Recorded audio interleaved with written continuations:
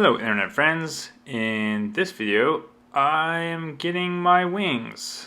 So excited. Although it already happened, so I don't know how to be excited again, but I am excited. I will say, for the crates being as big as they are, I guess skip to the end.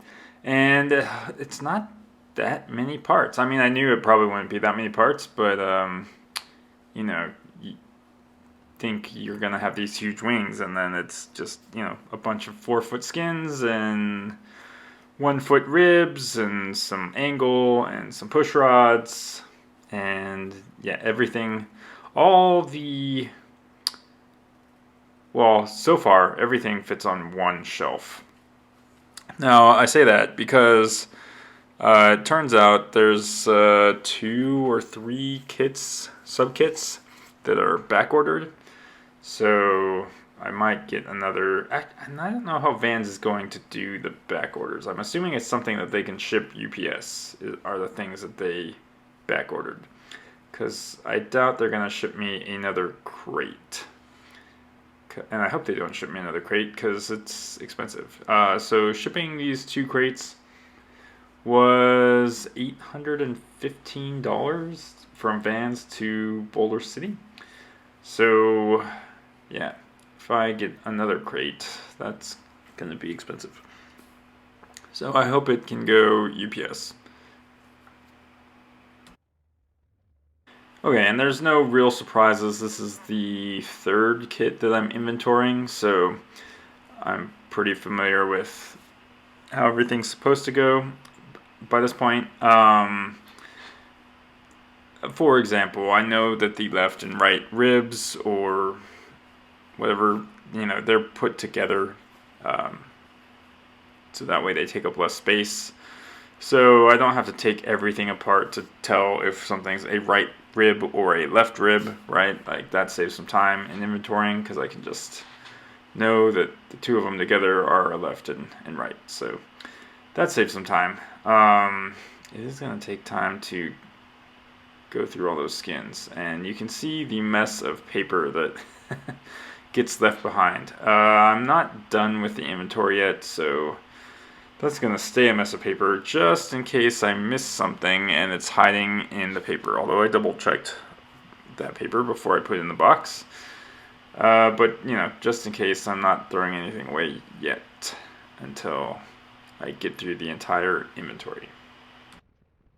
And I'm hoping that I get through it relatively quickly, because my plan is to inventory all the parts, put them away, and then finish the fuselage, and then go to the wings. So on the fuselage, I still have to finish the fuel system. I still need to connect the forward fuse to the mid fuse, and then put the side skins on. So I'm guessing that's about a month of work, and then I can go on to the wings, which is actually probably fine since it's April now. If I could finish up the fuselage by May, that would be great, because it looks like by the size of all the parts that I could probably start the wings in my garage, which is great because I live in Las Vegas. And Las Vegas does this thing where it gets hot in the summer, like really hot. And it will be a lot easier to try to cool my garage than it will be to try to cool a hangar. So, yeah, I think I'll be able to build the wings in my garage, which again will save me from having to go out to the hangar. So that's good.